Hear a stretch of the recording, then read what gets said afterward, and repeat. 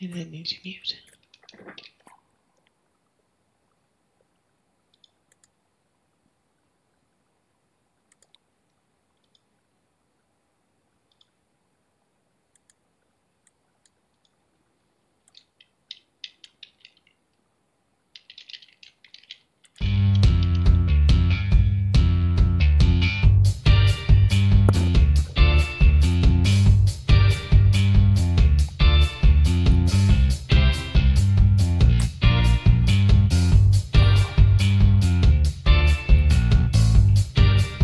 Hey, hello and welcome to this June 11th version of the SkyTour LiveStream, live from the John Zach Memorial Observatory in picturesque northwestern Connecticut. Tonight we're going to be looking at galaxies and star clusters. It's going to be a wonderful night. It's beautifully clear.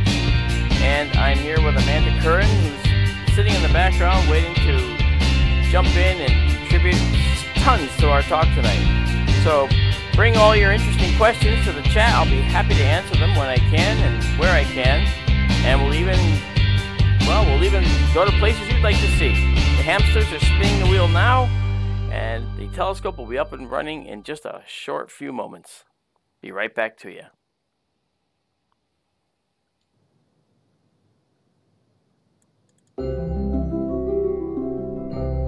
Dee's saying the music's a little too loud. Hi Dee, hi Ronald.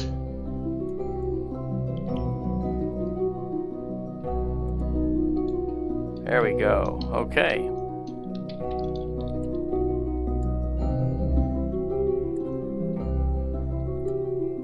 Nice to see you guys here tonight. Thank you for coming. I will be monitoring things here as well. I got a few little things to change. And after that, we will be off and running. So how are all you tonight? Are you doing all right tonight? I think this is basically my first night back from Pine Bush. Well, kind of second night if you want to count Sunday.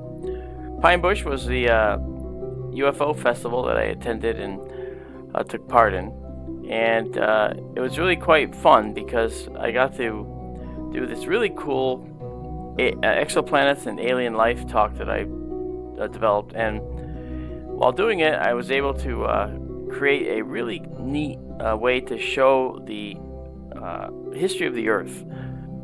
And the way I did that was I put the entire history of the Earth on a roll of toilet paper. So I toilet papered my audience, and they absolutely loved it. I thought that was pretty cool. But in any case, I'm going to be changing the title here for the stream and saving it and doing this, but I'll be back to you in just a moment. Amanda, feel free to toss in any commentary you'd like. I will be working here for about 30 seconds. Oh, nothing like putting me on the spot. That's it. No, I'm just sending the link around, spreading the good word that we're back. It's really funny, actually. I was thinking about that today. I was thinking, it's been an awfully long time since we've done a live stream. By so much travel, you're off again next weekend or this upcoming weekend, and then it's cloudy or rainy or something. So, yeah, I guess it was on your mind too, because I woke up, got a message to do a show, and I said, you know what? I think it's about time. I agree with that. I'm glad that you decided to come along for the ride as usual. Well, I thought maybe I missed it, because by the time I actually saw the message, I was already a half hour late to when you wanted to start. So I messaged back, I'm like, the message came in a few hours ago, it could have gotten clouded over by then, and, maybe he figured it would be too late, and I basically thought I wouldn't hear back from you, that, we'll do it another night or something. So to get a message at this time, I'm like, okay, you still want to go? Fine by me. Let's do it. Good, because and we're aiming for about 2 hours as usual, so it's right. A little later than usual, but hey. Well, that's because we have to consider summer hours now, because the sky doesn't get fully dark until around let's say about 9:45 to 10 o'clock is when the evening twilight ends, And that's when we can actually start to look at objects in the sky in earnest and actually see them as dark as possible. So I just want to, quickly say hello to the folks that are here. Hey, Daryl. Hi, Dee. Hey, Ronald. Nice to see you guys out there. And I will be working with Amanda here to take any questions if you have any need to ask questions. Usually, you guys are so smart you don't need to ask questions. You know everything I'm going to say anyway. So it'll be kind of cool. But I'm going to let Amanda look at the chat so that I can get my night vision here and jump into the full screen view from the telescope. That's what I look at. So, I'm at the full screen view now, and we're actually looking at the Black Eye Galaxy.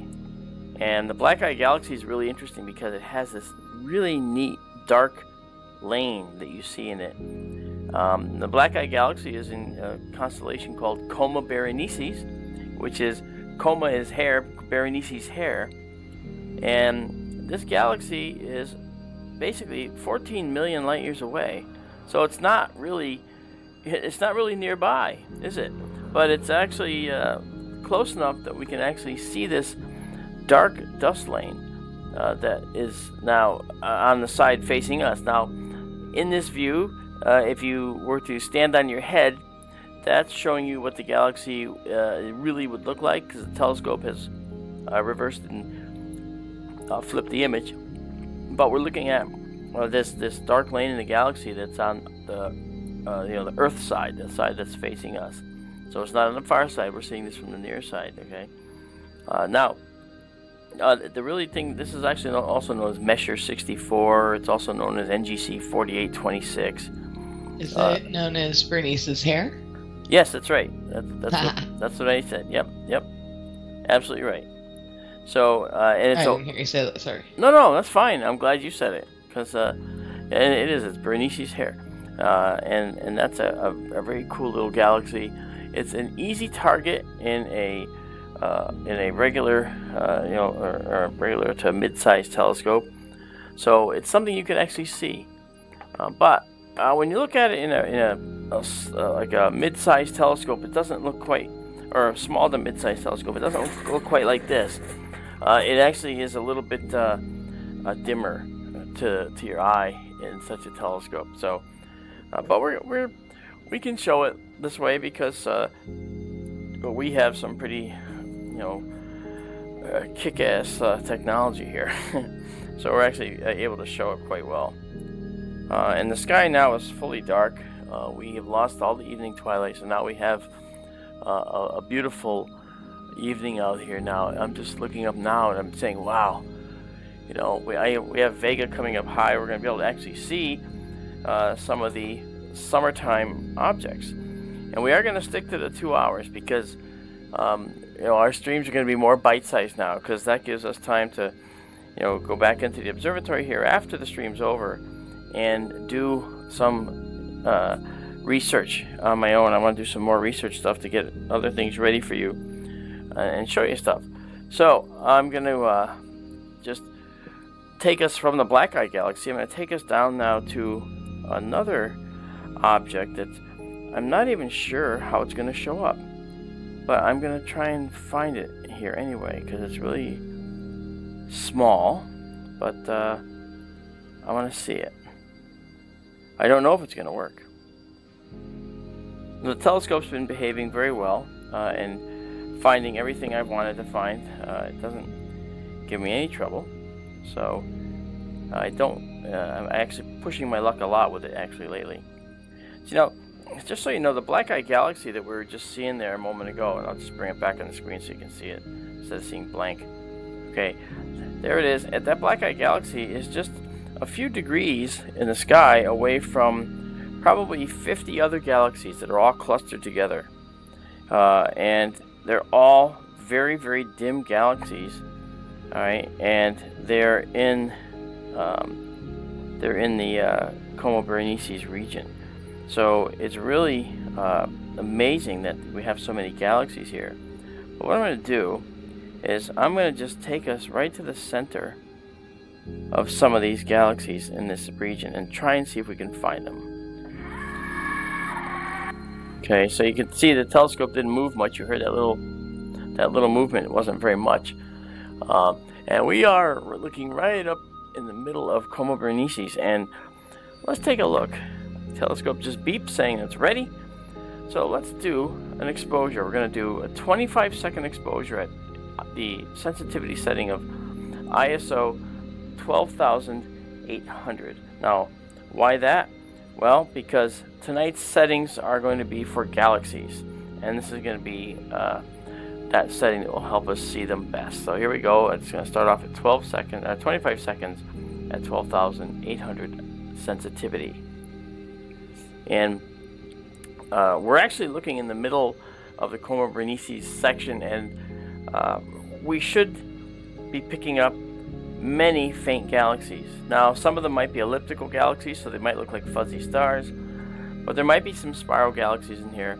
Frankly, I'll be honest with you, I've never looked in this region ever before, so I don't know what to expect. And what I just saw was that I'm actually right in the middle of this region, and I guess I can see some faint. See, there's some fuzzy galaxies. There's some fuzzy ellipticals right there in the middle. There's a few more there. It's not quite long enough an exposure, but I would have to do some deeper exposure. There's a spiral galaxy right there in the middle. It's you can see it kind of moving up and down. But this section of Coma Berenices is densely packed. So densely packed that the galaxies that are in here aren't even what we would call mainstream galaxies. They're not even mainstream galaxies to the stuff that we would actually say, hey, let's go look for these galaxies tonight. This is sort of a special little jaunt into Coma Berenices, okay? Actually, I can see that where I went was just a little bit below. I'm going to go a little farther north on this. And I'm going to see if we have better luck doing this now. Because when I actually took this picture before, just a moment ago, what I was seeing was actually at a southern edge of, there's the telescope saying I'm ready, at the southern edge. So let's do another one of these, and let's try it again. Now that star you're seeing right there, that was actually on the left side of the screen before. We've moved over a little bit. And I'm going to go to 16,000 sensitivity and stay at 25 seconds. Now, for those of you that know about cameras, when you go up one level in sensitivity, that's called a stop. That's one f-stop on the camera. Alright? And when you decrease your exposure or lengthen your exposure, you're going down or up a stop. So if you go one notch longer in exposure and one sensitivity setting higher, oh yeah, look at all the galaxies in there. Holy cow, look at that. Wow. Now you may not recognize this, but check this out. If you look in the center of this picture, do you see just slightly left of center, there's a fuzzy galaxy there. And then above it to the right, there's another one. Every little fuzzy object you see in there is a galaxy. That's how many we're looking at right here. Let me try and make it clear. Okay, so right in there. Okay, we're looking at 1, 2, 3, 4, 5, 6, 7, 8. At least 10 galaxies right in there. You see all those? And then we come over here, and there's one that's fairly bright right in the middle there. And then around it, we have at least, let's see, there's a star to its lower left, not a galaxy, but to right about there, right there in the center. You see that kind of oblong little fuzzy patch? That's another galaxy. And then, do you have any idea which galaxies offhand, or? Oh, I sure do. But the thing is, I would have to actually study the chart because they're so closely packed. Okay, that I'm thinking that that little fuzzy extra length one that we're just looking at down below, that could have been NGC 4898. Okay, and that's which one am I talking about? I'll tell you. Let me just back out just a little bit. Okay, so we see this galaxy up here. Okay, first of all, let's do the one we know. This galaxy right here.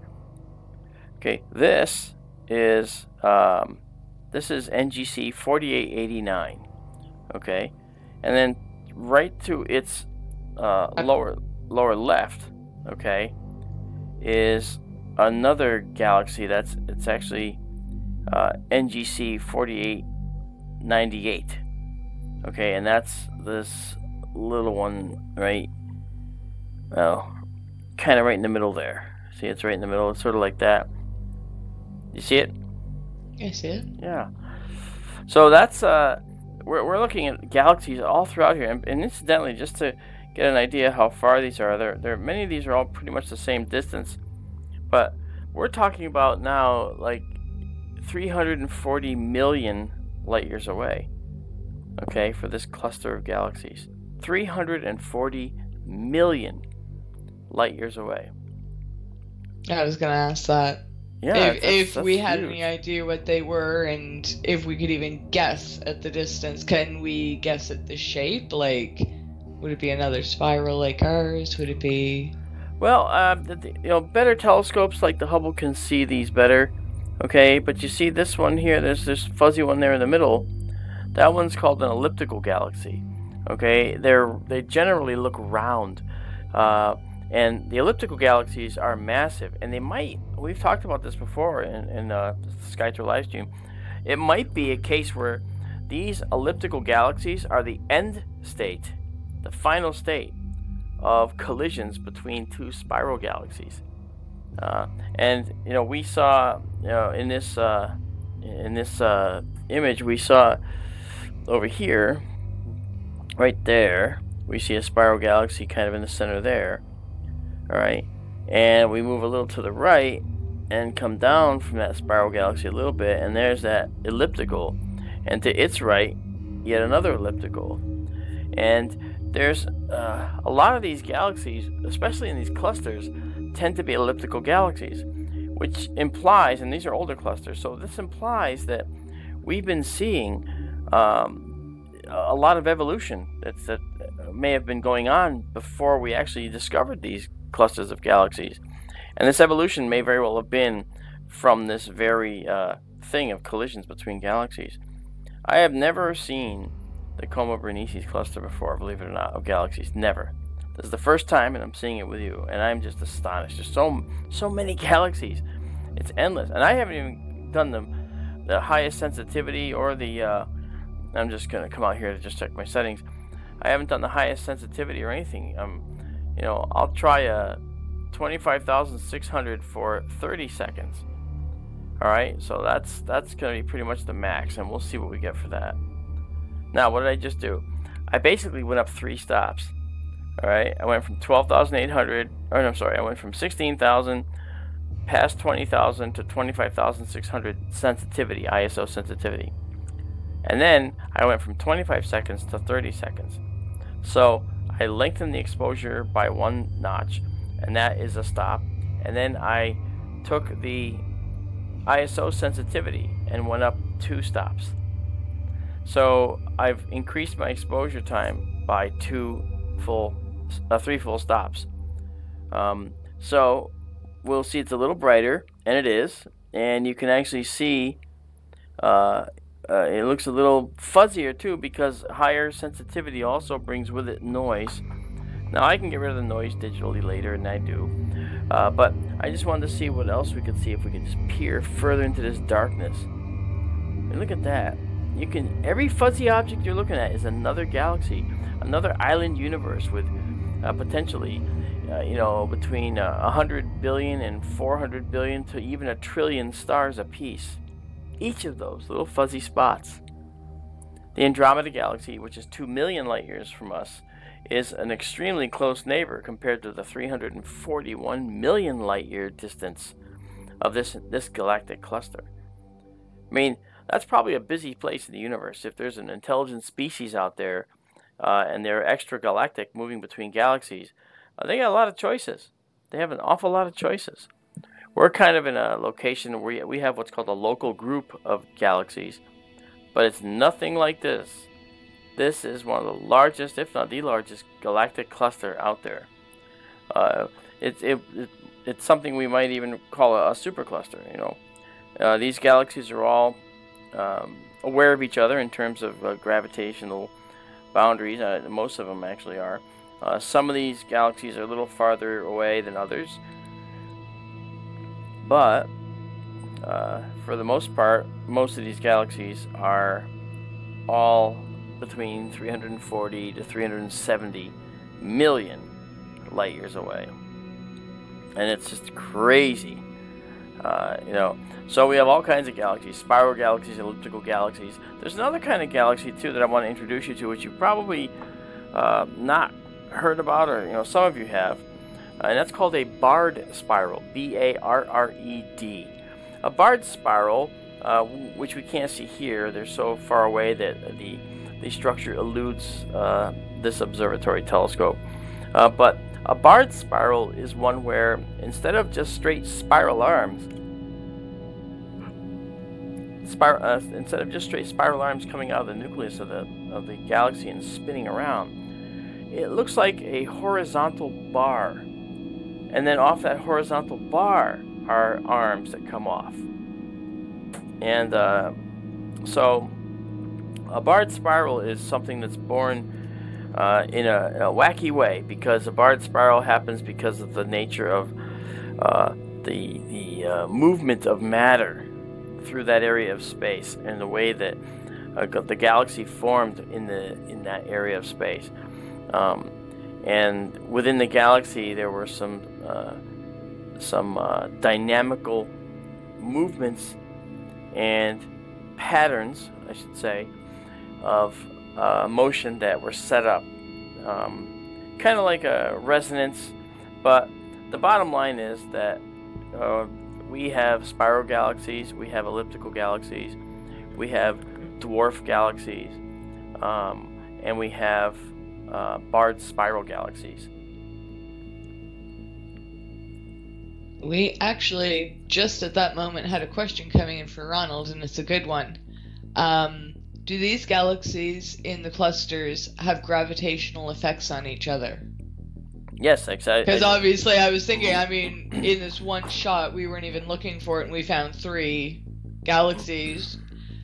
I want to say close because we can see them all on the same screen, but obviously not really close, but... They're not close to us. To gravity. Yeah, they're not. No, each other. Yeah, they're close to each other, yes. And remember, this entire cluster is between 330 and 380 million light years overall away from us. And as such, they're close together to each other because of the fact that they are gravitationally bound, if not just loosely. We're gravitationally bound to the other galaxies in our local group. Andromeda is in fact is coming right toward us. Okay, so we do have gravitational effects, and these galaxies will be gravitationally bound, especially the ones that are closer to each other. And like I said, we're seeing a lot of elliptical galaxies, and elliptical galaxies may be the end state of a collision between 2 spirals, or a barred spiral and spiral galaxies. So we're seeing a lot of possibilities here. Just okay. Sorry. So much. Well, no, that's all right. Go ahead. While we're on this shot, Ted wants to know, would the strange star near the cursor on the left, that little triangle on the left of the screen? Yeah, the one I just put in the center. I don't know, you're going to have to give him 30 seconds, but... I agree. Looks like. Well, remember, our voice is delayed at the same time, so they're going to see it as we say it. So we don't have to give them 30 seconds, because they're seeing it when we see it. Or is he talking about that little guy right down there? I don't think so. Okay. I think, okay, it would be up near the top, I believe. It's kind of like a pale pinkish, and it looks more solid in color. Oh, up! It's right at the bottom triangle, and now you just moved it to the left a little. And it's going up. In this? And center. Where? It's like basically above the bottom triangle. Oh, that little one? It's now in the center, just below the galaxy, the spiral galaxy? Yes. I'm assuming that's the one he's looking at. That's the one I'm looking at. Ted, you can correct me if I'm wrong, but I think that's the one he was looking at. It's like it looks more solid. Okay. Like a more solid color. I don't know if I'm using the right words, but yes. What is that? Do we know offhand? Okay, I think I'm on the right one according to Ted. Okay, that's actually it looks to me like a field star that's in our galaxy, and we're looking through it to this cluster far beyond. That's what I was wondering. Is it just a random star, or I mean, there must be a way you can find out. Now, I'm not suggesting you do it right this second, but since we see it, we can probably figure it out. Like, I mean. There's so many stars I know it's hard to name them all, but I mean, if we're out here looking at these galaxies, chances are it's come up often enough to name it. Yeah, I don't know how the naming works. I think that we're actually looking at. Let me try and see if I got this right, because I might actually know what that is. That might. Yeah. Okay. That's the spiral there. Because what's the green one? That's not Cat's Eye. No, that's not actually. But that's actually that's a very interesting object in and of itself, and I'm trying to figure out if that's a planetary nebula. Because that's actually. I've not noticed that before. Don't forget, I've never seen this before. You guys are seeing this with me for the first time. I'm trying to see that would be a marker that would help us find exactly, what we're looking at, because that'll help us find these things.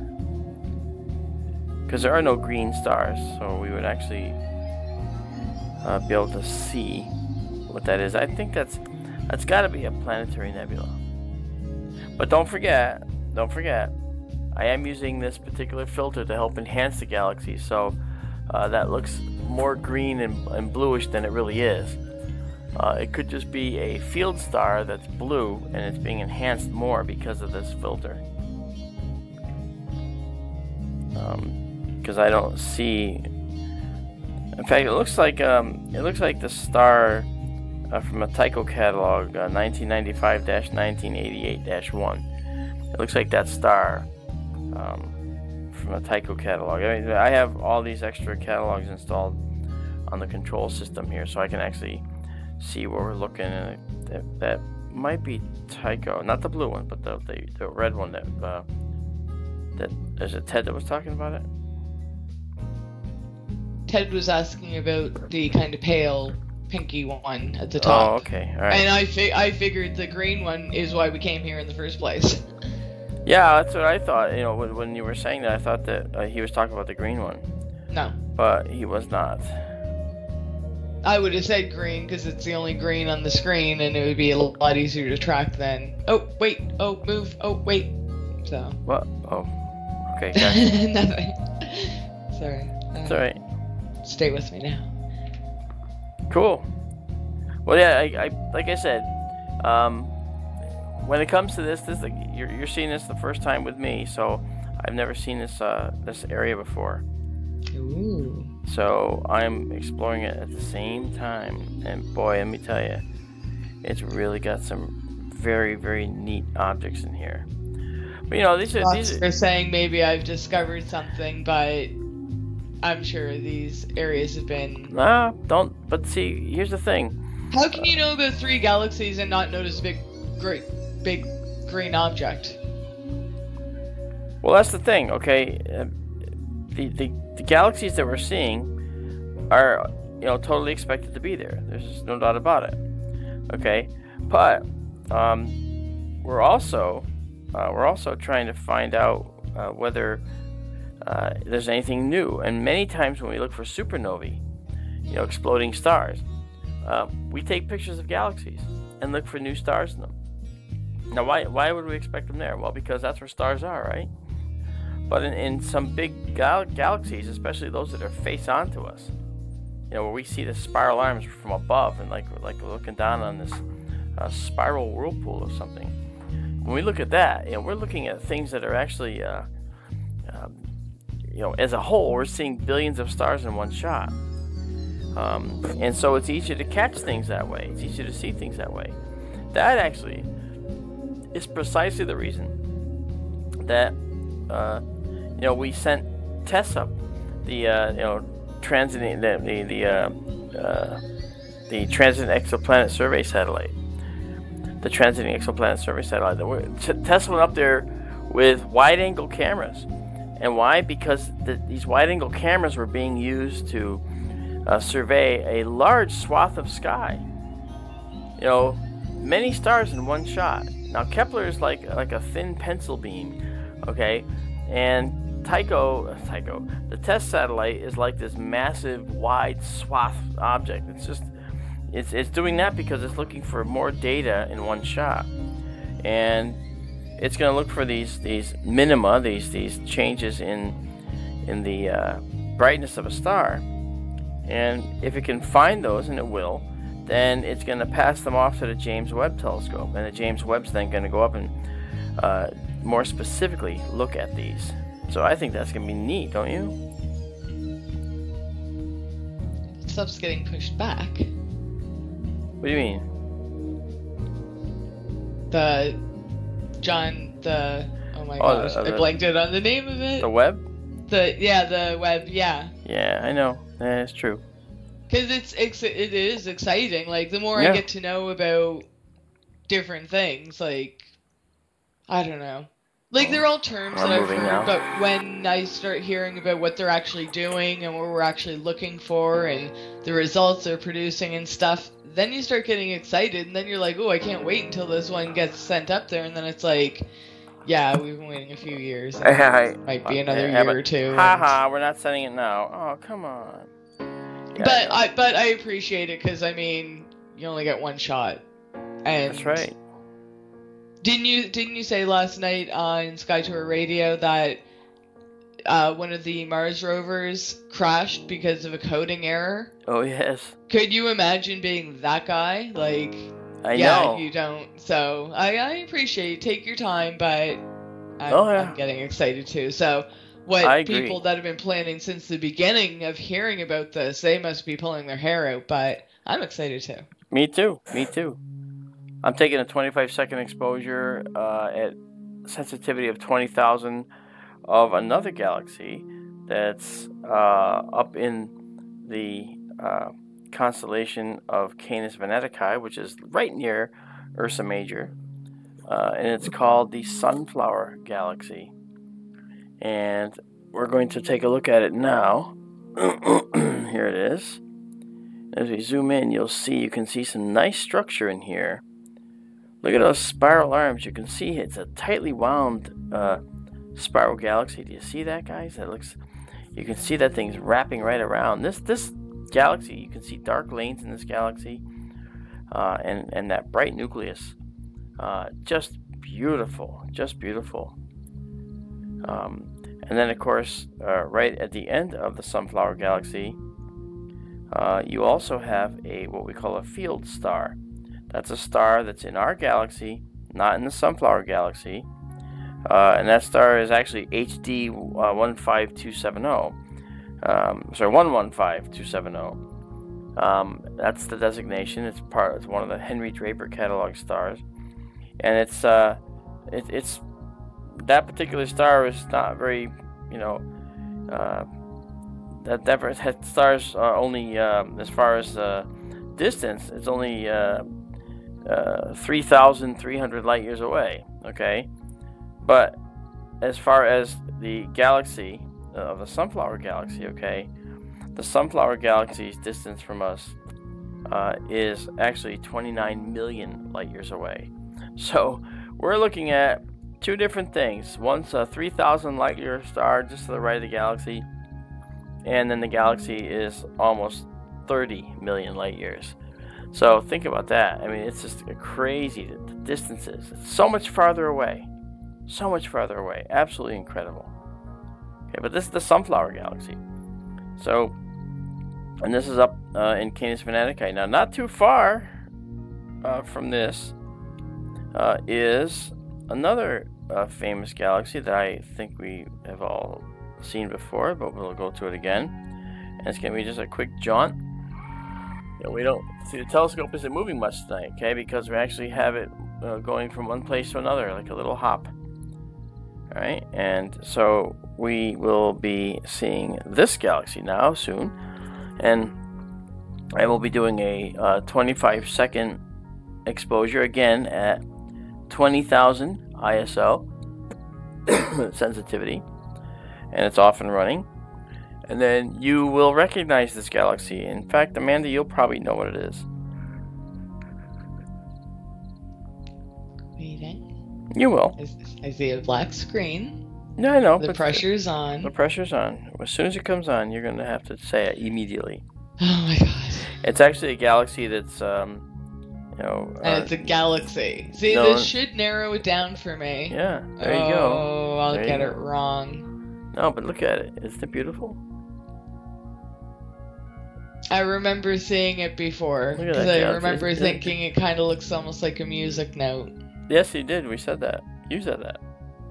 Yeah. Charles Messier discovered this in 1773. And that's not helping. He described it as a very faint nebula without stars, because he didn't know there were stars.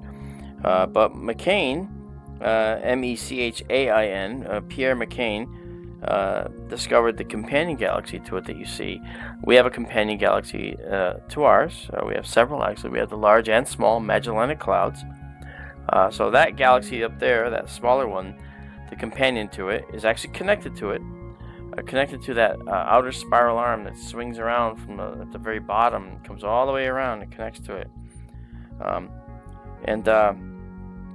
It's basically like a double galaxy, and we have the same thing, but we're kind of a quadruple galaxy, because we have the large and small Magellanic Clouds, and then we have this little dwarf irregular galaxy that's now following us around. It's part of us, and that we've only just discovered.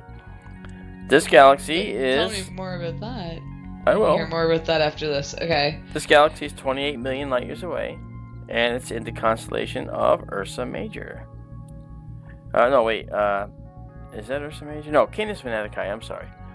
I look up in the sky and think, wait, that's not Ursa Major. It's near the Big Dipper, and that's just, it's just an illusion. It's not really quite close.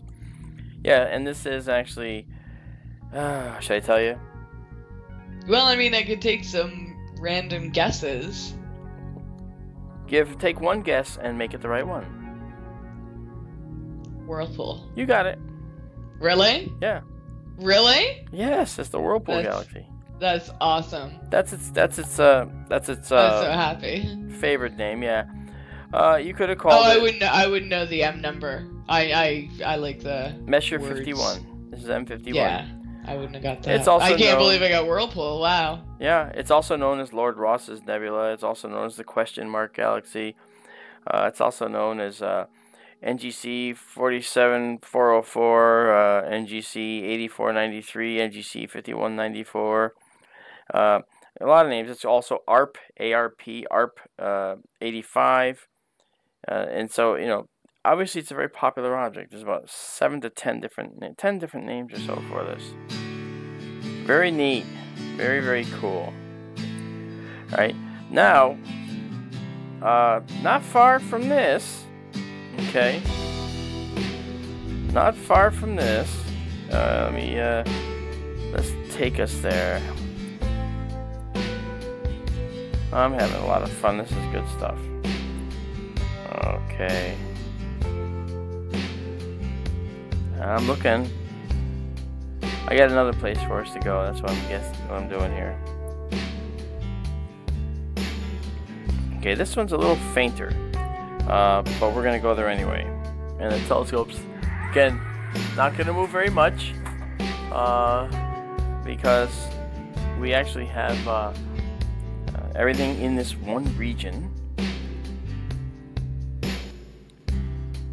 It's really becoming a much more beautiful night than ever before. Oh, it's pretty. Yeah, and Lyra is high in the sky, Cygnus is coming up. I can see how he would think it was a question mark, kind of upside down. Yeah, exactly. Exactly, it does look that way. It does look that way indeed.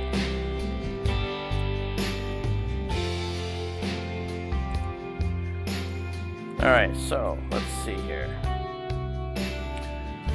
Let's take a picture of this guy that we're in now, which you don't know what it is. I'm going to tell you in a minute. 25 seconds at 20,000 sensitivity one more time. And this should get us... it'll probably still be pretty faint, but we're going to look at it anyway. We are going to look at it anyway.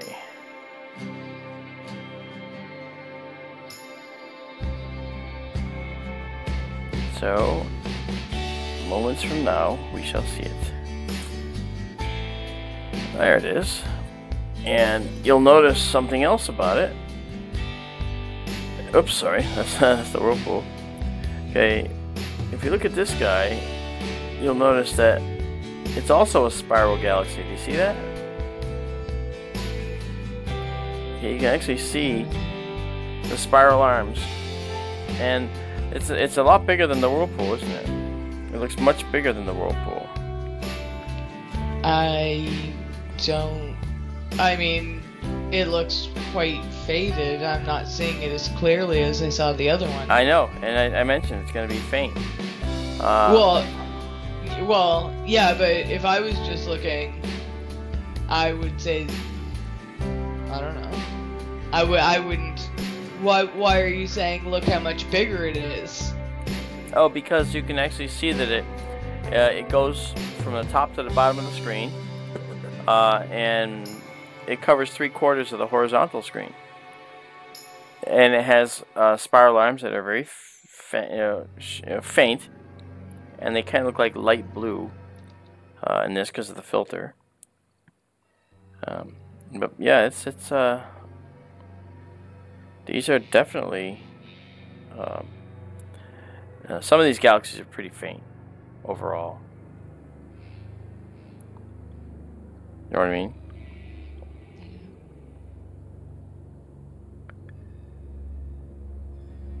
Alright, maybe don't. I said yeah. Oh, I didn't hear that, sorry. Oh. Nice. See, I don't know. You like what? I like being able to kind of, well, I want to be able to see what they saw. Like, yeah. I want to see a big bear. I want to see the twins. I want to see the scorpion, you know? I know. I mean, I know they're too big for you to catch in the telescope and everything, they but are. I mean, that to me, I don't know. And again, you know what you're looking for and everything, but to me, that's nothing. Those look like field stars. They look like those kind of smudges that we were looking at earlier with the other 3 galaxies. Yeah. The spiral and the 2 elliptical. Like, yeah.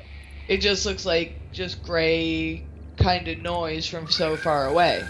Like the whirlpool, like I could see why he would think it was a whirlpool, or why some people might say it's a question mark, you know? Sure. So that one, sorry, that one just wasn't as impressive. Even though the details, like how far it is, how big it is, everything like that, that's impressive, but... Alright, well, I get it. I get your thought process. I mean, that makes sense. I like looking at nebulas better than like clusters. I know. Because I like the pretty colors and the kind of smeared kind of effect rather than just a bunch of white little dots. But then when you then you'll like understand this. what you're looking at, then you can appreciate it. But then you like this one because this is another one that you may know when it comes up.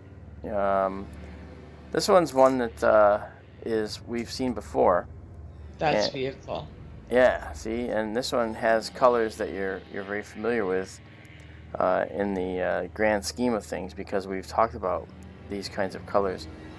This galaxy is absolutely, by far, the oddest galaxy, one of the oddest galaxies we've ever seen.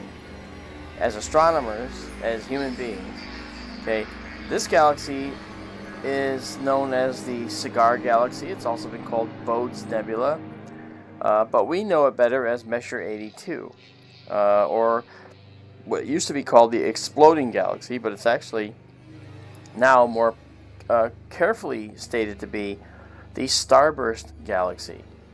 All right, no, not Starburst fruit chews, but the Starburst Galaxy. This galaxy has this red area in the center of it that you see there. It's really extensive. It's very extensive. It covers a great deal of the galaxy, and those are hydrogen alpha regions. Those are the regions where stars are forming. Remember, they look red. They're kind of like that special, that special hydrogen emission. All right, these are the emission nebulae that we see. The Orion Nebula has that. Okay, the Lagoon Nebula has that. The Trifid Nebula has that. This is the areas where star formation is occurring, and this galaxy here, being the M82 or the Starburst Galaxy, we're looking at something. It's 12 million light years away. We're looking at something where a massive burst of star formation is taking place. And then when you ask, well, wait a minute, what caused it? Well, now, what caused it is perhaps the oddest thing, because the other, there's a companion to this galaxy, another whole galaxy. And of course, we notice M81. And I'll just hop us over to M81 real quick right now. And what you'll see is that M81 is not very far away from this at all. Okay, the telescope. Actually, RJP just asked if that was two galaxies. Yeah, it's one. Yeah. It's just one. Yeah, that's just M82.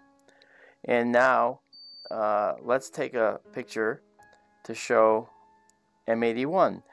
This M81 and M82 are actually very close to each other in space, right? M81, this one that we're looking at now, getting to, actually we're taking a photo, is, again, 12 million light years away, just like M82.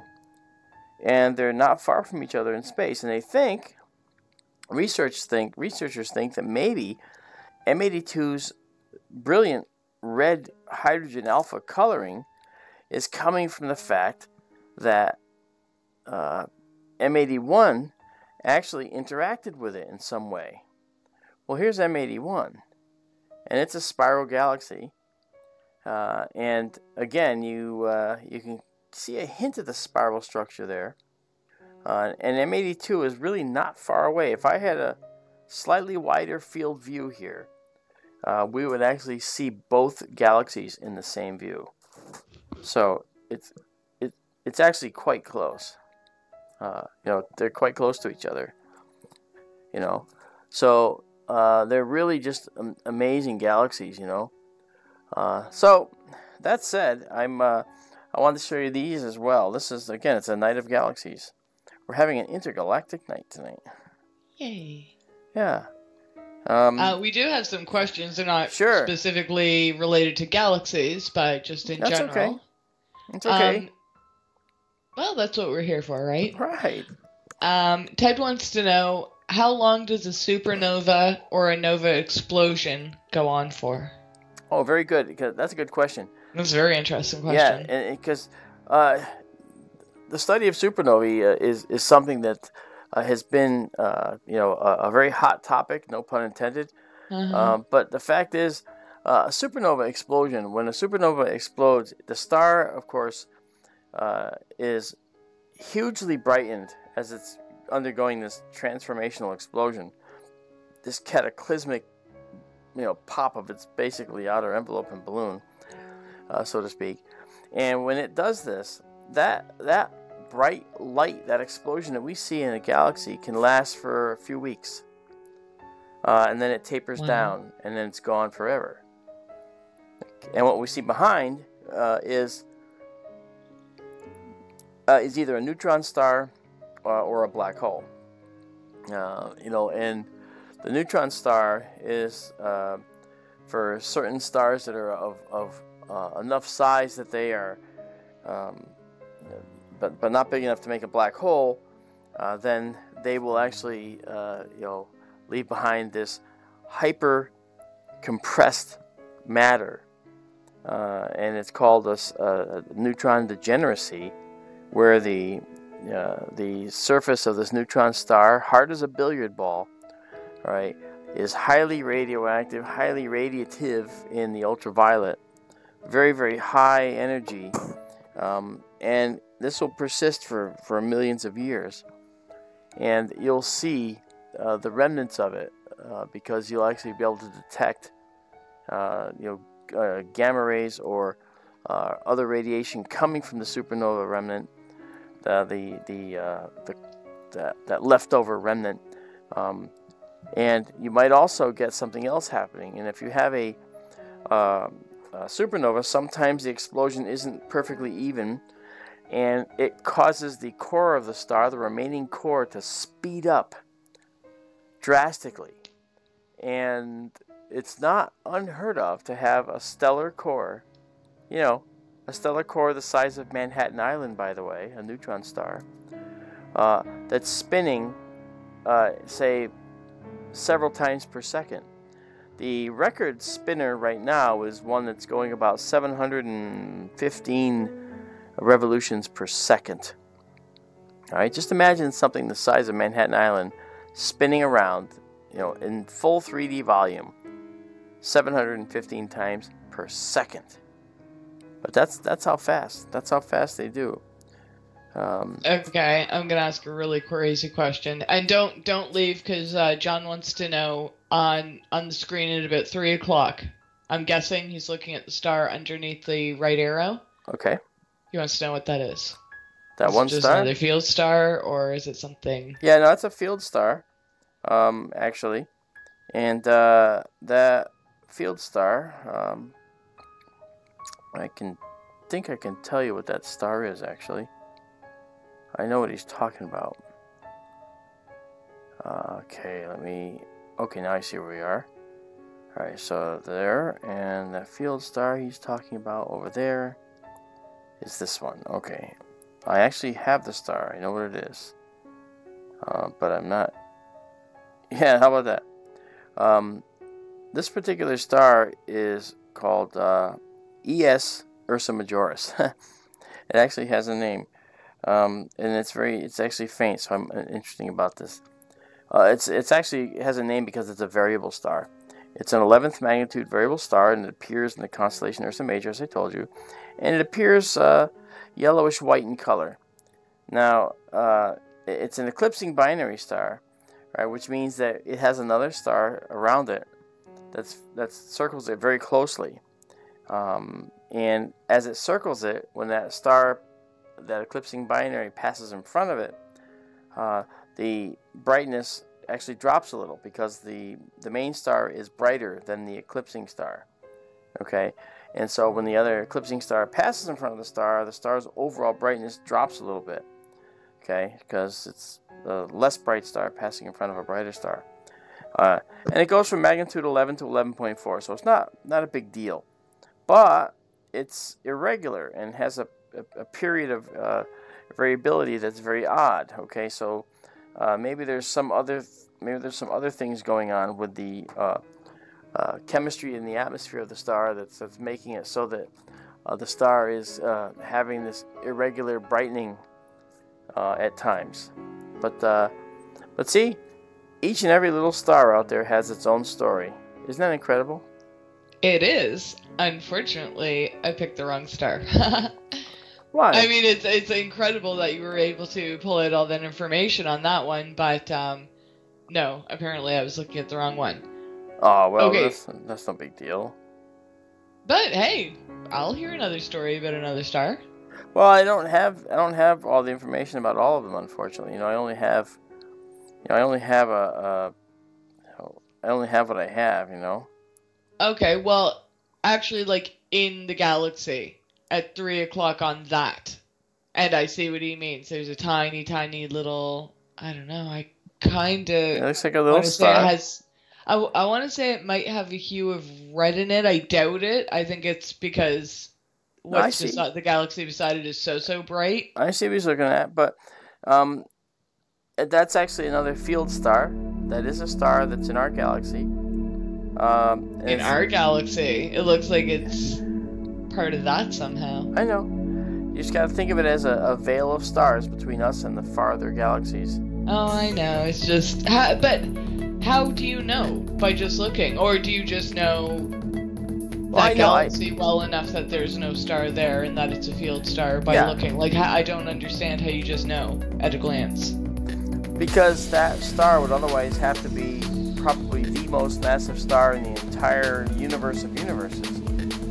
Because that galaxy, remember how far away this galaxy is? No. Okay. Too many numbers, sorry.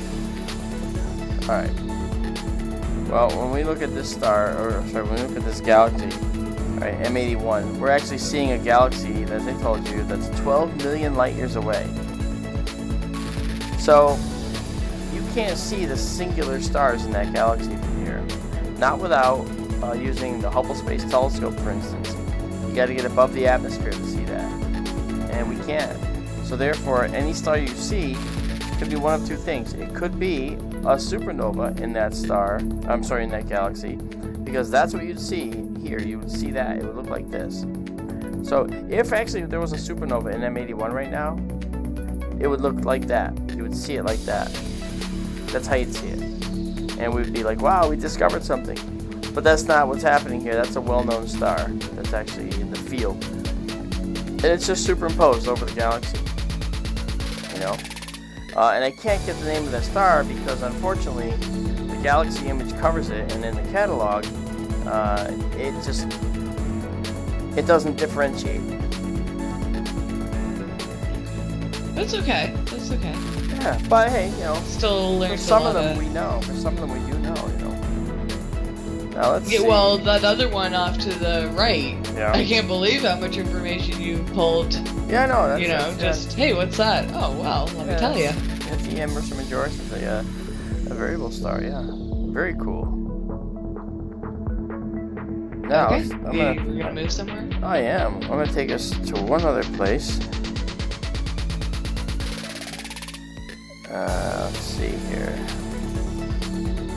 I'm looking at a few things. That was the music. I thought that was the telescope. I'm like, oh, that didn't sound good. It's funny. No. You're cutting out a bit. You might want to turn that volume down on the music. Oh, yeah? You were, yeah. The last two sentences were... on my end, anyway, they seem cut. Okay, well... the music does sort of have a mind of its own sometimes. We have some more questions while you're traveling. Okay, I'll be traveling here in just a second, and off we go. And it ain't much of a travel because we're going to go to something that I just wanted to show you very quickly here. Okay, so I think I know the answer to this next question, but I'm going to ask anyway.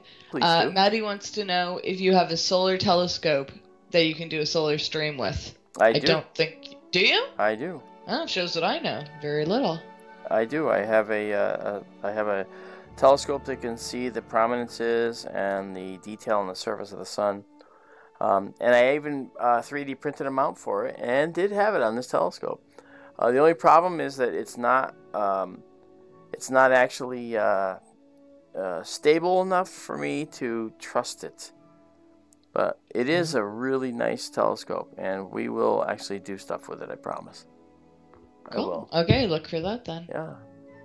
And I will do I will do another solar stream or a solar stream. I was going to do that. I got the adapter, had the camera all hooked up. It was great. Okay. Ooh. This here is a red giant star. All right. And wow. And I'm showing it to you for... Have we seen red giants before? Yes, we have. Yes, we have. Stream. See, the more, and I don't want to say the more I'm understanding because I'm still, oh my god, there's still so much I need to learn, but I don't know, like, before they were just terms, but now that I have a little bit more meaning behind them, like, I couldn't really tell you much about a red giant, or a super red giant, was it? Yeah, well, supergiants and red giants, yeah. But now that I'm seeing one, it's like, I know I've heard this information before, so now maybe I can absorb some of it. Yeah. I'm very excited to see this and know what it is. Yeah. Go on, sorry. No, it's okay. Little rant. That's fine. This is Rho Ursa Majoris. Rho is a Greek letter, okay, and we give the stars Greek letters based on their brightness, alpha being the brightest, omega being the least bright, and then we give them other numbers. There's Flamsteed numbers and other numbers to just label them, because obviously we don't have only the number of Greek alphabet letters for stars in a constellation. We have many hundreds and thousands more sometimes. But this is Rho Ursa Majoris. It's actually a red giant, and it's actually it's a spectral type of it's an M3. So it means that it's not OBAFGK, but M, way down the other end of the scale. An M3 3. And so M3 Roman numeral 3. That puts it up in that that supergiant class, okay? And as the giant class anyway. And this star has a surface temperature of only about 3,500 Kelvin. All right? And it's about 40% cooler than our sun.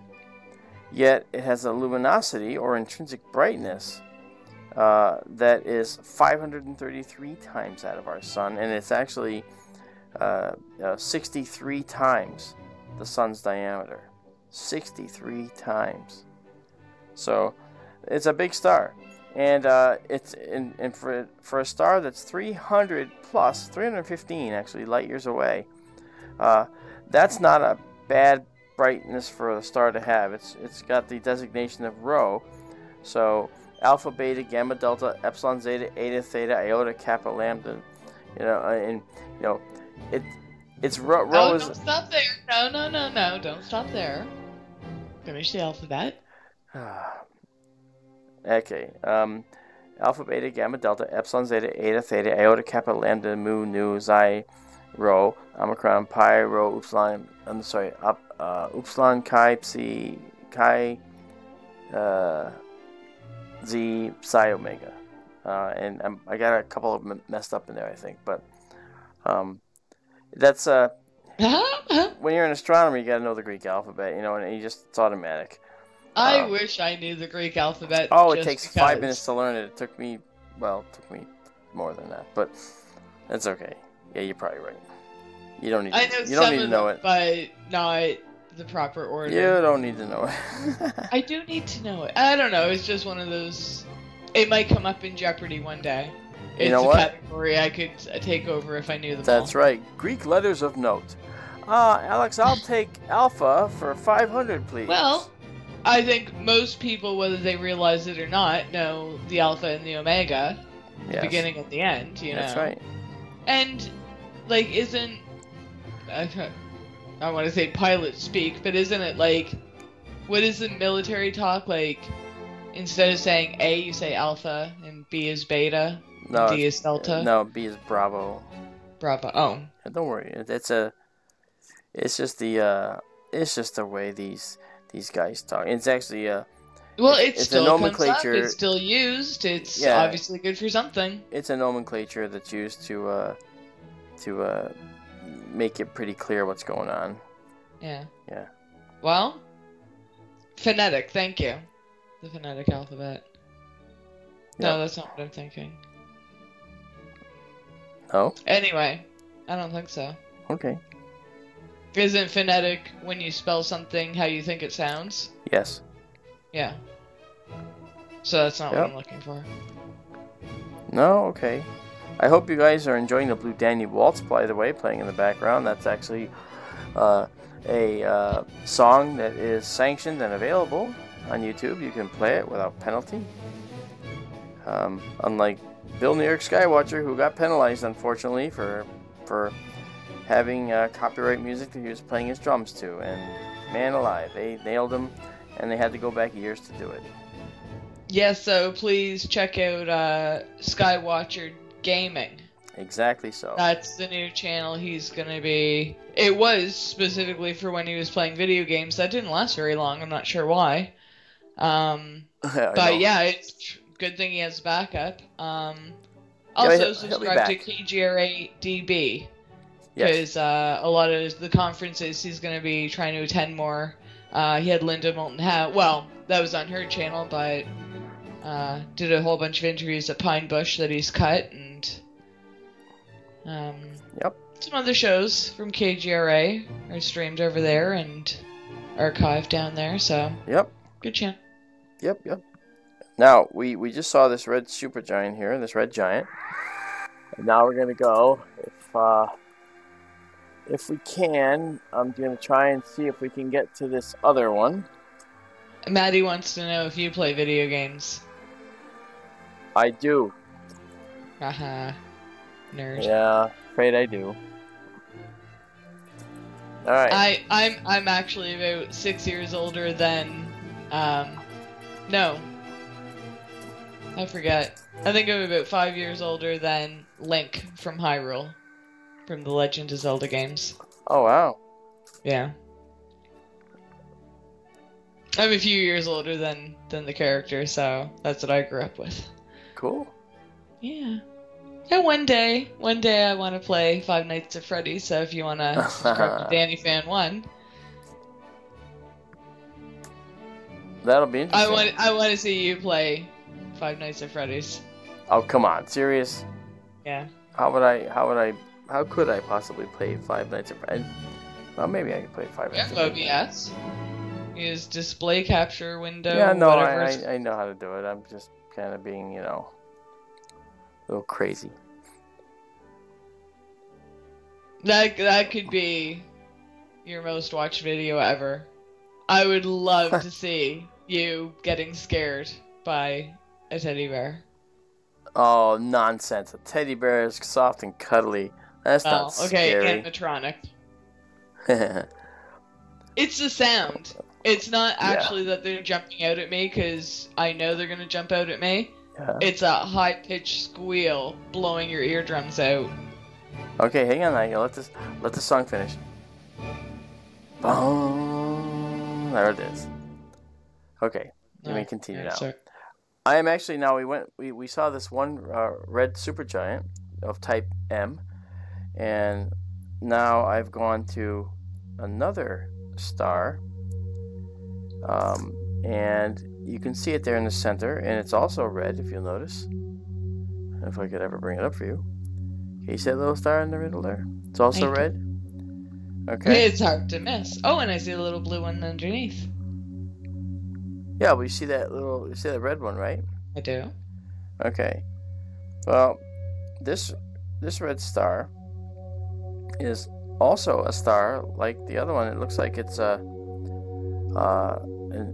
M star, okay? And it's actually a star that is of the same spectral type as that M3 Roman numeral 3.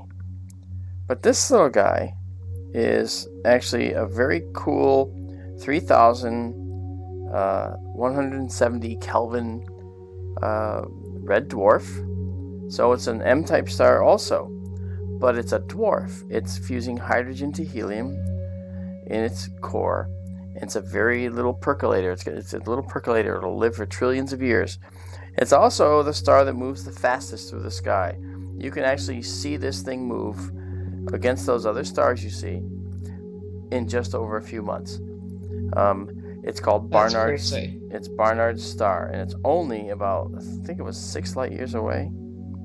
Let me look that up here, just to let you, so I'm not lying to you. I think it's about 6 light years away. 5.96 light years away. Yep. Yeah, and Barnard's star actually moves in terms of the arc seconds.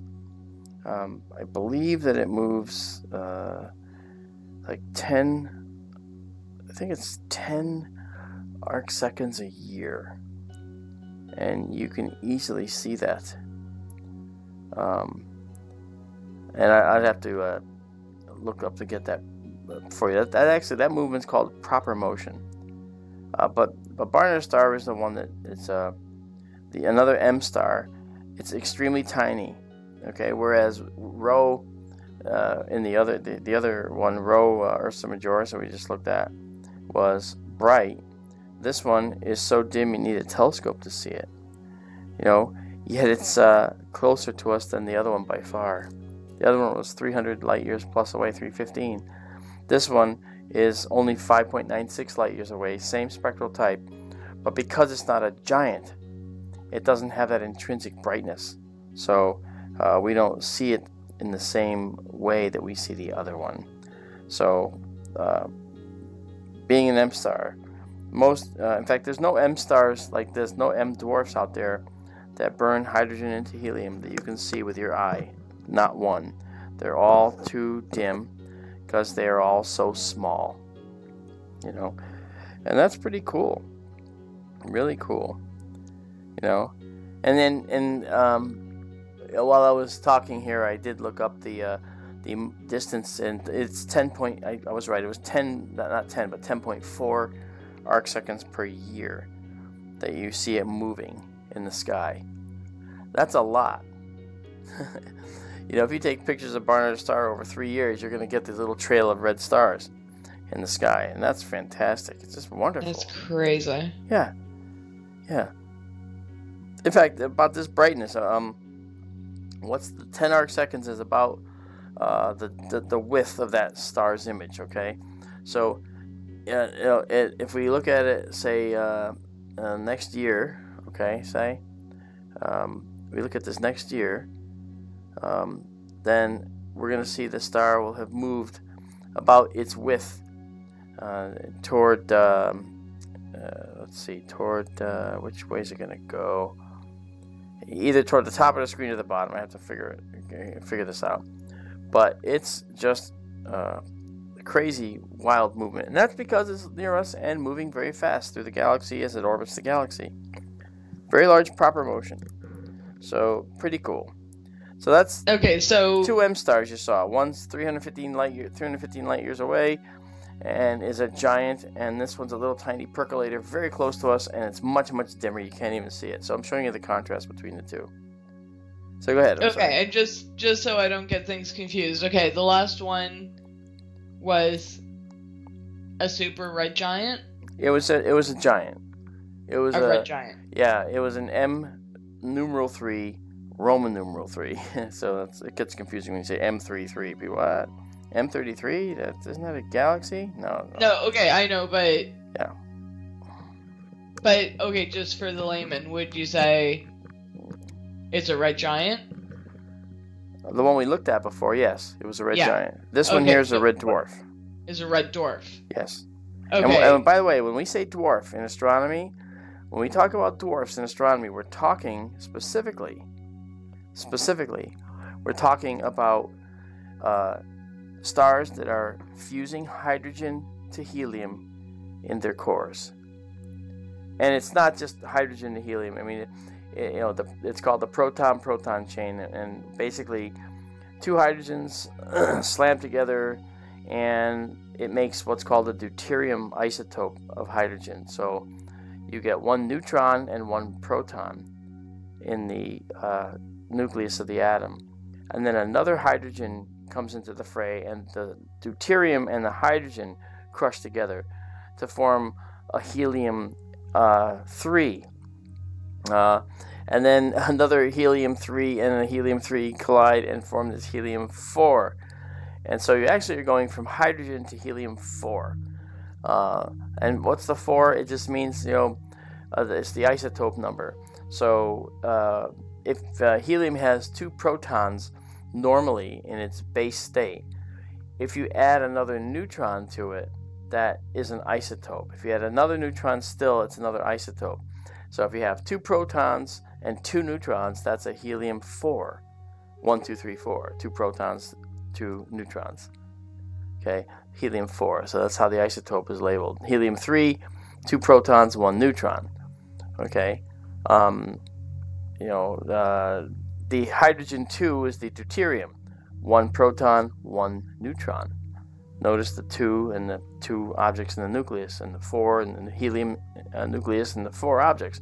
That's where we get the isotopal numbers, and those isotope numbers come from studying the nuclei of these atoms and figuring out how these atoms form isotopes and so forth. And we mirror this technology on Earth. We create these things as well, some of them. So it's pretty cool, I mean, that's all like a chemistry, science, and so forth. But in astronomy, we need to worry about that, of course. We need to worry about all that. Now let me just show you one more object that is sticking with us. Like we're talking about Barnard's star here. I want to show you one more object that I think is appropriate here. Wait, I still had questions. I have answers. I'm Radio Shack. Go ahead. Wonderful. Okay. So the last one we looked at was a red giant. No. Yeah, a red giant. Yep. And this one is a red dwarf. Correct. And they're both M. I know there's a distinction, like the 3 and the Roman numeral 3 and everything, but they're both generally M stars. That is correct. And these are the most common types of stars in the universe? You are absolutely correct. See, you do remember stuff. This is great. Well, I'm trying to piece it together. Now, what were we looking at? And you said it was the size of Manhattan spinning at like 17... I don't know, million revolutions a second or something. I don't know. I don't remember the details. But what was that we were looking at? Well, we weren't looking at a neutron star. We were talking about neutron stars. Oh, a neutron star. Okay. Right. So now, because I was thinking when you said something so big was spinning so fast, I'm thinking like what were those things like the gravitron at the fair? Where they spin so fast that you stick to the walls? Yes. Is that what's happening to, like, I don't know, the elements, the molecules in a neutron star? Are they all, like, getting stuck to the edge? Well, no. See, the thing is, there's a very different thing at play there. Not centripetal acceleration or what people call centrifugal force, which whips you to the edge. No, that's not what's happening there. What's happening there is something that's due to gravity. There's a massive amount. Well, there's a lot of mass in a very small place, and that has a lot of gravity in a very, very small location. And that high amount of gravity is what causes everything to be so compressed and so compact. See? So it's gravity causing that, causing all that. And a neutron star is the size of Manhattan because it was a massive star that collapsed.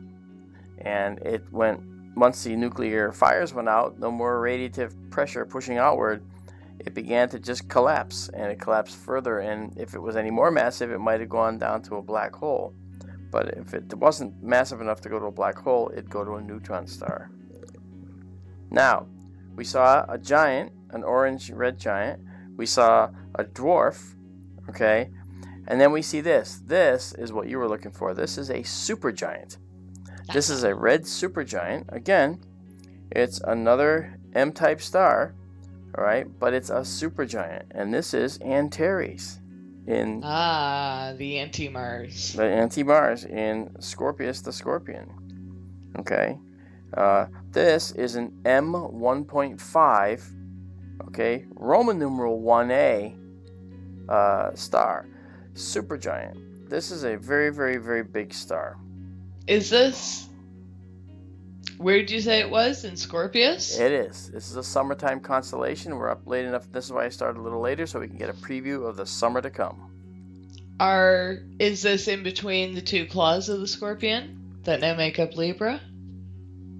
This is the eye of the scorpion, what they usually say. But, yes, it's it's probably there. I mean, What am I talking about? There's an object in between the two claws of the scorpion. Or what used to be the two claws of the scorpion, but now make up Libra. It's probably something Daryl told me, but I forget now. Alright, well, if Daryl's still around, he can tell you again. He's not at the moment, but okay. I'll ask him. He'll know what I'm talking about. So Antares is really, really big. Okay. And it's called Anti-Mars because people used to confuse it with Mars. It's so big and red. That's right. That's right. And it has a surface. I gotta throw in the few tips I know. The few little things I know. Yeah. Okay. That's fair. Go on. Now, just to give you an idea, it's 492 times bigger than our sun. Okay. And nearly 500 times bigger than our sun. That's huge. Okay. So if you take 865,000 miles, which is the diameter of the sun, and multiply that times 492, that will give you the diameter of the of Antares. Then you divide it by then you divide it by 93 million miles, which is the astronomical unit, the distance from Earth to the sun, and see how big Antares is if it was put in our solar system in terms of astronomical units. That's where I was going. That's what I thought. Yeah. So how far would it go? Would it I just told you how to find that. See? So I'm sure that... Want me to do math at 1 in the morning? Is it 1? It can't be 1 in the morning. 10 to 1 for me. Oh, yes, okay. For me, yes. I'm an hour ahead of Mark. Yeah. Well, I still wouldn't be doing math at midnight your time, so... No. Well, you know... Well, I thought... I was gonna say, if it's almost 500 times the size of our sun, I would say it would at least take over Mercury and Venus. I'm just wondering... Figure it out. Do this. You have a calculator on your computer. Wait a second. Never been used. I gotta find it. Oh my gosh. I'm joking. Uh-huh. Okay, well, 93... Oh my... I don't know how many zeros are in a million. 6. 93,000,000. Right. Times? 492. No, that's wrong. What are you doing? No. That you. This is my first mistake. Yeah. You said 93, and I just automatically filled it in because that was the number we needed. We don't need that yet. We need the diameter of the sun, which is 865,000 miles. So 865,000 times 492.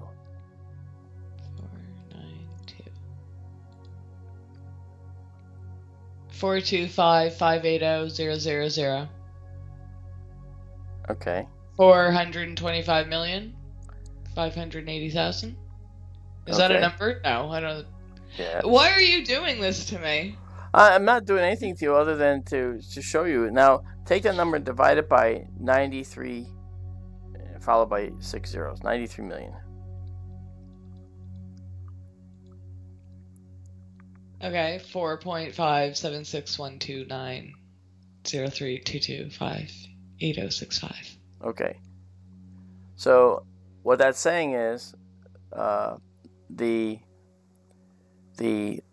Antares would go out 4 point whatever astronomical units from the sun.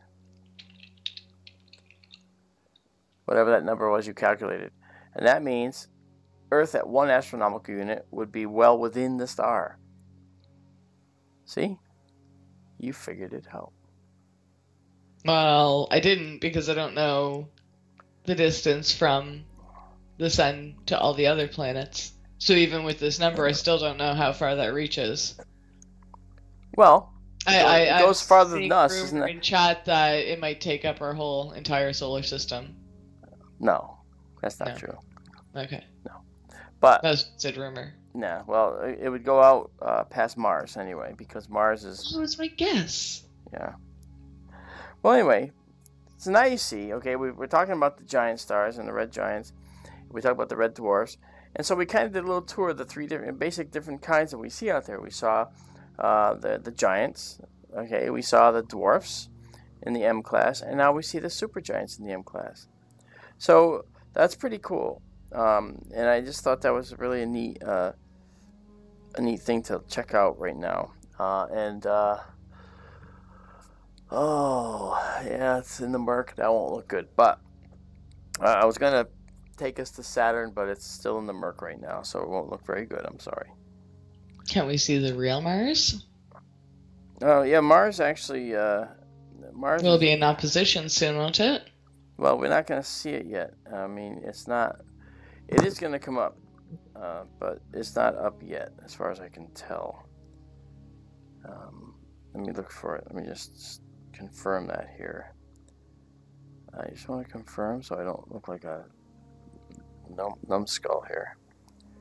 I did see it when I was looking at it before. I was looking for it before. I forget the exact date that it's going to be in full opposition. I think late June, and then Saturn will be... No. Is it Saturn? Well, Jupiter just happened, right? Yeah, well, Saturn's up now. I mean, Saturn's out there, but it's in the murk. And Mars just rose, or is just rising. No, but I mean the oppositions. So, there was one in May, one in June, and one in July. I thought it was Jupiter, Mars, and Saturn. No. I don't know. I mean, I'm more deep sky than planets, believe it or not. But I. Sorry, I know. I just assumed I typically know these things. You're gonna know everything no, I ask. No, I don't know everything, but that's okay. I focus on certain things that I do know. Mars rose just a few moments ago, a little while ago, but it's not in any kind of a favorable position. I see it, but it's way on the horizon. And we'll definitely be doing more shows before it's in opposition, and absolutely. Possibly if we can figure it, if you're in town and stuff. Yeah, I'll be around. I mean, I'm not going really. I mean, this weekend coming up, I'm going to Orlando because I have to do a talk down there.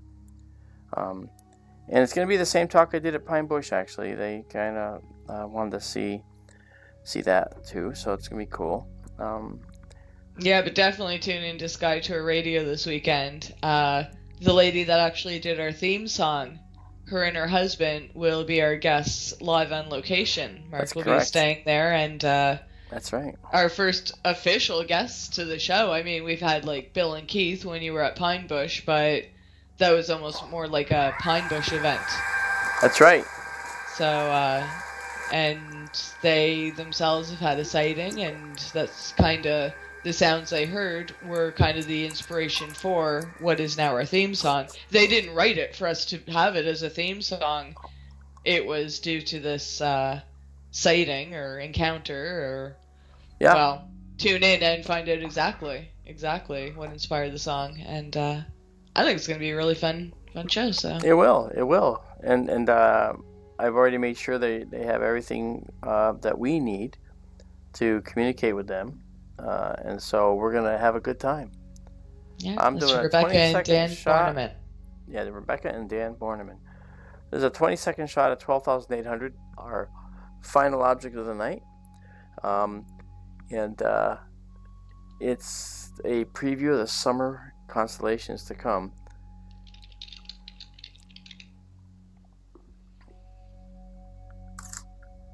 There it is. That's beautiful. Ta-da! Yes, it's the Dumbbell Nebula, folks. It's back. Look at that. Isn't that beautiful? It's not as shapely as usual. What kind of... Oh, it is. It doesn't change. What kind of lens you're using? No, it's actually... this is a one-shot photo. The one that you see that I process, I've taken 25 shots, identical shots, and stacked them. And then you get this much better delineation. But if you look in the upper left, okay, like up here, okay, you see there's a red area there, and you come down here and look over here, and there's like a little red area there. Okay, we're seeing this in 2 dimensions from the Earth, but it's a 3-dimensional object. All right, it's a shell of expanding gas that's emanating from that little white dot you see just above center there. That's the white dwarf in the center of this nebula, and it's actually it's a white dwarf that's actually the stellar core left over from a star maybe much like the Sun. And as it went into its red giant stage, when we talked about red giants, obviously, when the star went into its red giant stage, it puffed off its outer layers. And the outer layers consisted of those materials that it was made with. And in fact, it was made with things like oxygen and hydrogen, of course, and helium, of course, and little bits. You're saying, of course, in between so you don't break out in song. And you're absolutely right. Because as Amanda knows, and as you all know, I did memorize the periodic table, and there's a little song I can sing about it, start to finish. But now with the copyright I won't do it. I can't do it. Not now because it's a little chilly in the observatory, and I'll be closing up here soon. But there's the Dumbbell Nebula, and it's a planetary nebula, a remnant of a dying star. It's sort of like what our sun will be, or leaving behind when it's done. And you'll notice it has that distinct hourglass shape, the hourglass going up and down you see on the screen. That hourglass shape is due to something called the bipolar nature of this nebula. It's a bipolar planetary nebula, and being that it's 1,400 light years away, they typically have a diameter of around a light year of themselves. So that's about how far the material gets out before the star can no longer interact with that is, the white dwarf can no longer interact with the gas and cause it to glow like this. And that glow, of course, the blue is from oxygen 3, the red is from hydrogen and other gases that were expelled from the star. But the stellar core is that white dwarf, and the white dwarf is mostly carbon. And the surface of the dwarf is actually carbon atoms in degenerate form. It's degenerate matter, actually. So it's very, very compressed, very, very compact, but not nearly as compact as a neutron star. A white dwarf's about the size of the Earth. A neutron star is about the size of Manhattan. Okay, so for the same type of mass, it's not to be a neutron star, you got to have a lot more mass in the original star. But that's just a preview, and we'll be talking about the Dumbbell more as it gets higher in the sky. It's a 1,400 light year distant object, and it's beautiful. And it's one kind of planetary nebula that is just one that is one of the first ones I looked at as a kid, and I absolutely loved it, and I couldn't believe it I was looking at. And when I saw it for the first time with this telescope, I sat here and just stared at it, and I still do. And now I'm going to take you to another one right now before I go. I was going to make that the last object, but I got to do one more. And again, as you'll notice, I'm planning the nights so that the telescope doesn't have to move much, and we can get to see these things pretty quickly. Okay, I have a question. I had a million questions, but then... All right, well, let me just say that I'm going to do a 20-second exposure at 12,800 right now, just to do this. Okay, so go ahead. What's your question? Okay. Our star is a G5? G2. G2. Why do I always switch them? Because the Roman numeral 5 is the luminosity class, meaning it's a dwarf that's fusing hydrogen to helium in its core. Okay. Okay, hold on. Well, that wasn't my question. Hold on. Okay. Okay, so when it dies... Yes. It's gonna turn into, I thought, a super red giant. Not a super giant, but just a red giant. Just a red giant? Yeah, probably. Yeah. But it gets bigger when it does that, right? Yes, it gets much bigger. Okay, and then it's gonna shrink to a white dwarf? That's correct. So it could look like the Dumbbell Nebula that we just saw, or it could look like this one we just saw. This is the Ring Nebula. Messier 57 in the constellation Lyra, just a little bit northeast of this. I'm sorry, southeast of the Dumbbell.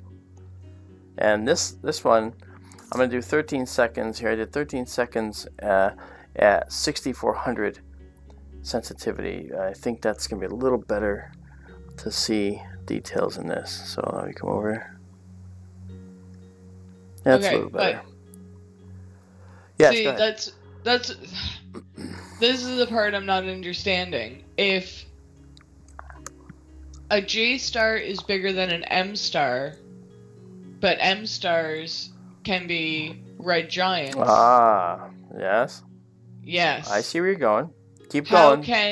How can the sun get bigger if that's a smaller class? And then get even smaller than that? What does that even make it? Okay. Okay, I messed up the end of the question, but you see where I'm going. Do. Your confusion is based on the fact that you think that M stars, an M star is always going to be at the an M3 star is always going to be an M3, then it becomes a supergiant, then it becomes a white dwarf.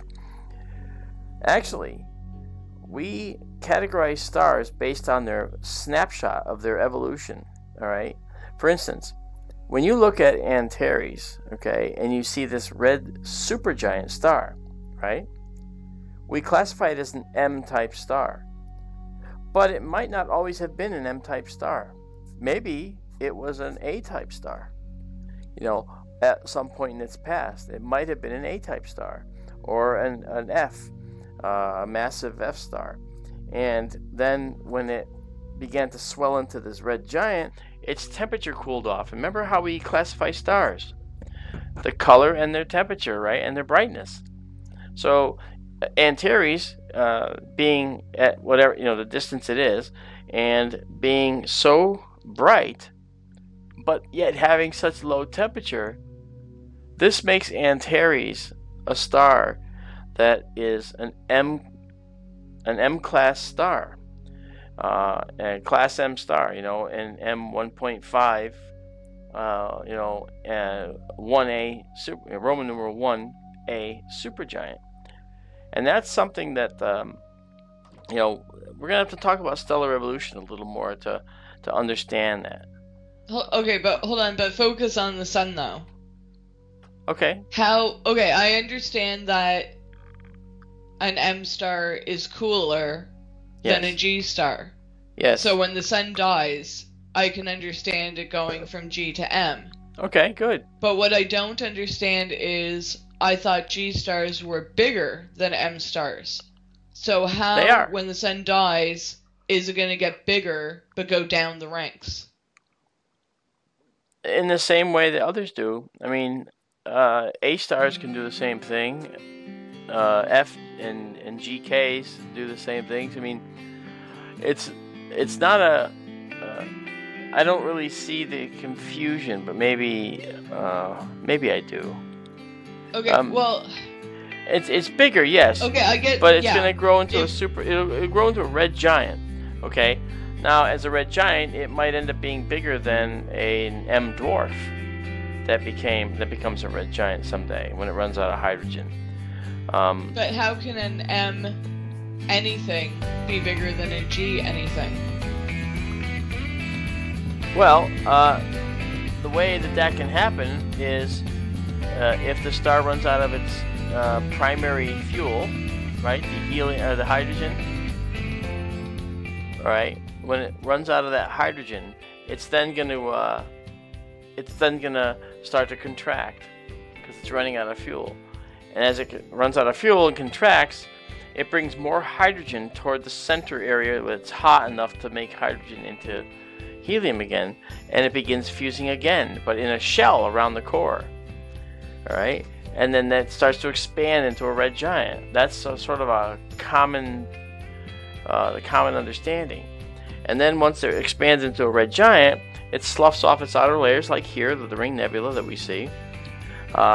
And then when it begins to, if it's a massive star, more massive than an M, okay, then it'll slough off more outer layer, perhaps, and then it'll start to shrink. It was more massive than an M.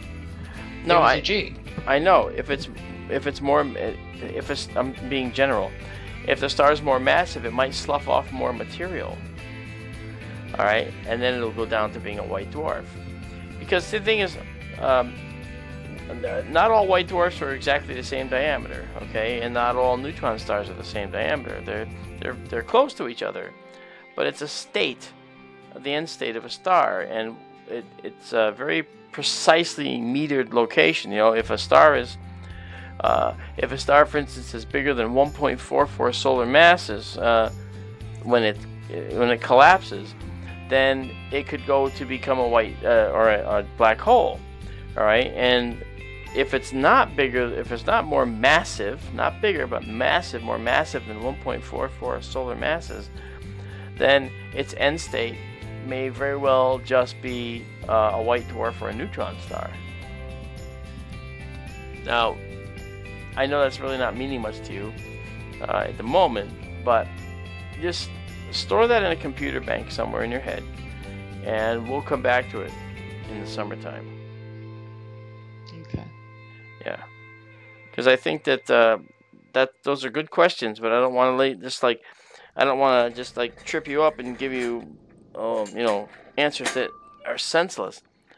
Yeah, I'm still not really getting it, but I mean, all right, well, bits and pieces. I never get anything the first time I hear it, so. Well, I'm not being as clear because I'm also trying to do a few different things here at the same time. Well, but that's the thing. You could never predict some of the crazy questions I'm going to come up with because, things are the way they are for a very good reason. And some of the curveballs I throw you, that you can answer anything, that you can even understand the questions I'm asking, that's pretty miraculous right there. So, well, I'll work on this. Give yourself some credit. You do all right. But I'm not. I'm very happy when I get a right answer. I think happy. So. I think you are. I hear it in your voice. You're happy with it. I am. Yep. I know. And oh my God, thank you to all the listeners that they're constantly giving me tips and trying to help me understand and giving me examples, or sometimes they'll even ask a question that kind of leads me in the right direction, like if I'm at a loss for words, they help me phrase it better so we can get to the meat of the topic. So, and we wouldn't be doing this without the listeners anyway. Yeah. Well, you know what, I just want to spend a moment and just say hello to everybody who's here. I see Dr. Mark in Texas has joined us again, along with ERRT Radio, Maddie, MMT, Ted Bronson, and Weird Guy. Dr. Mark, I want to thank you for coming in again. It's really nice of you to come in. I didn't forget what you've told me and what you said, the other night. That was actually pretty amazing. But welcome, and I'm glad you like this, Dr. Mark. I think that's something. I think that's really impressive that you like astronomy so much and you like looking at the night sky along with us. Because we love having you, and we're very happy that you join us. Yeah, we had some others. We had some others drop by that had to unfortunately go to bed. Yeah, Slam Dunks was here. Dee was here. Yep. Daryl was here, of course. Yeah. I'm so sorry if there's any other people I missed. There was thank you, Astronomy LiveStream I think was in here. UAP something was in here. Oofy? I forget. Oofy? No, it wasn't Oofy. Okay. But as always, you guys are what makes the show possible, and great questions, great tips, and I love this community. I say it all the time, so yeah. We both do. Obviously, this community. I would never have done this, okay, if I didn't have tremendous support from everybody. I mean, think about it. Yeah, I've got an observatory here with 180-pound steel pier hooked into concrete pier that goes way deep underground, all surrounded by an observatory building with a isolated pier in the middle through a hole in the floor. For vibration management. The telescope is a massive thing hanging over my head up here, and I put this all together I mean, yes, I wanted to view the night sky, but my intent in putting this together was to bring a live stream to everybody. I just wanted to be able to bring this to all of you guys, because this, I just couldn't stop sharing this, okay? I had to. This is amazing stuff, man. Amazing stuff, and I absolutely love it.